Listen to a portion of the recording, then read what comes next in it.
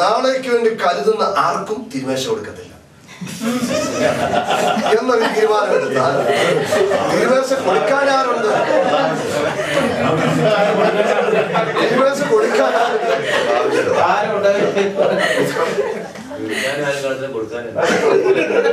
തിരുമേശ സഭയിൽ ഇല്ലാതെയാകും. അതിന്റെ അർത്ഥം കർത്താവ് വന്നിട്ട് പോയത്.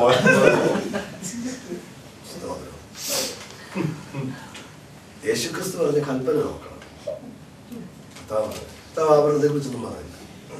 ഗ്രീക്കിൽ പറഞ്ഞിരിക്കുന്ന പത്രോസ് പുസ്തകം പറഞ്ഞിരിക്കുന്ന ഗ്രീക്കിൽ പറഞ്ഞിരിക്കുന്ന ആ ഭാഗം വായിക്കണം. ഗ്രീക്ക് ഭാഷയിൽ ഒന്നിനേക്കാൾ നല്ലത് മറ്റൊന്നാണെന്നാ പറയുന്നത്. പറഞ്ഞിടത്തും നീ പ്രാധാന്യം കൊടുക്കേണ്ടത് അക്ഷയഭൂഷണമായ ഹൃദയത്തിന്റെ അഗൂഢ മനുഷ്യൻ. അക്ഷയഭൂഷണം എന്ന് പറഞ്ഞാൽ നശിച്ചു പോകാത്ത ആഭരണം. നിങ്ങളുടെ ഹൃദയത്തിന്റെ ആ മനുഷ്യനാണ്. ഇനി ദൈവമക്കളെ, ആഭരണത്തോടൊരാൾക്ക് ഭ്രമമുണ്ടെങ്കിൽ തീർച്ചയായിട്ടും ദൈവം അവരോട് പറയും, നിങ്ങളത് മാറ്റിയത് അത് വേണ്ട. അതിന്റെ ദൈവമായിട്ട് സമ്പത്ത് ഒത്തിരി ഉള്ളവനോടാ യേശു പറഞ്ഞതാ, നിങ്ങൾക്കുള്ള എല്ലാം വിറ്റ് ദരിദ്രർക്ക് കൊടുക്കാൻ പറഞ്ഞു. എല്ലാവരോടും പറഞ്ഞു ഇല്ല. അത് കേട്ട് നിങ്ങൾ ആരും ഇപ്പോഴവരാശ്വാസമാണ്. അതെ, നിങ്ങൾക്കുള്ളത് ഒന്നിച്ച് വിൽക്കാൻ അവനോടേ പറഞ്ഞുള്ളൂ. ഒന്നിച്ച് വിറ്റേക്കാൻ പറഞ്ഞു. കാരണം അവന്റെ സമ്പത്തിനോട്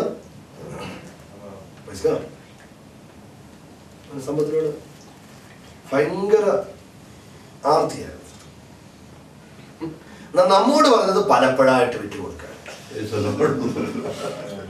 ആവശ്യക്കാർക്ക് കൊടുത്ത് അതില്ലാതെയാകുമ്പോൾ അവർ നിങ്ങളെ നിത്യകൂടാരത്തിൽ ചേർത്ത് വിടുവാനിടയാകും.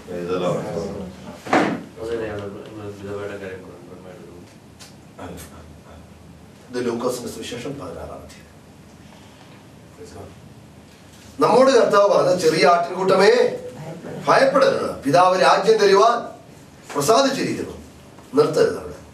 ആകയാൽ നിങ്ങൾക്കുള്ളത് വിറ്റ് ഭിക്ഷപ്പെടുക. എന്നിട്ട് ആ രാജ്യത്തിൽ പഴകിപ്പോകാത്ത മടിശീലകളും തീർന്നു പോകാത്ത നിക്ഷേപങ്ങളും നിങ്ങൾ ഉണ്ടാക്കിക്കൊള്ളു. നിങ്ങൾക്ക് നമ്മളോട് പറഞ്ഞു. എന്തായാലും ആ വിഷയത്തിലേക്ക് നമുക്ക് പോകണ്ട. കാരണം ഈ ക്ലാസ് കഴിയാൻ നേരം തന്നെ നിങ്ങൾ ഇപ്പം 11:1 കൂടി വായിച്ചിട്ട് നമുക്ക് അവസാനിപ്പിക്കും. അപ്പോസ്തലന്മാരും യഹൂദരുള്ള സഹോദരന്മാരും കേട്ടോ. ജാതികളും ദൈവവചനം കൈക്കൊണ്ടുവന്ന അപ്പോസ്തലന്മാരും ആര് കേട്ടെന്ന്?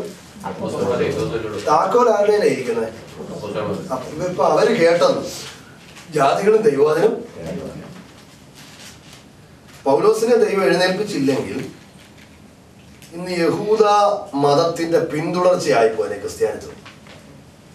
യേശു നേരത്തെ തന്നെ ഓർപ്പിച്ചു, അമ്മേ പുതുവീഞ്ഞ്. അതുപോലെ കോടിത്തുണിക്കണ്ടവാരും പഴയ വസ്ത്രത്തോട് ചേർത്ത് എന്ന് പറഞ്ഞാൽ യഹൂദത്വത്തിന്റെ പിന്തുടർച്ചയല്ല ക്രിസ്ത്യാനിത്വം. കർത്താവ് പറഞ്ഞു. ഇത്തരണത്തിലാണ് ദൈവം പൗലോസിനെ എഴുന്നേൽപ്പിക്കുന്നത്. നമ്മൾ അല്പം വിഷയം വിട്ടുപോയി. എന്നാൽ അടുത്ത ദിവസങ്ങളിൽ നാം ഈ ഹെബ്രായ ലേഖനത്തിൽ തന്നെ പഠിപ്പാൻ ദൈവം നമുക്കിടയാക്കട്ടെ. നിങ്ങൾക്ക് സംശയങ്ങൾ ചോദിക്കാൻ സാവകാശമുണ്ട്. സ്തോത്രം. നമുക്ക് കർത്താവിന്റെ കാര്യങ്ങൾ ഏൽപ്പിക്കാം. കണ്ണടയ്ക്കാം. പ്രാർത്ഥിക്കാം.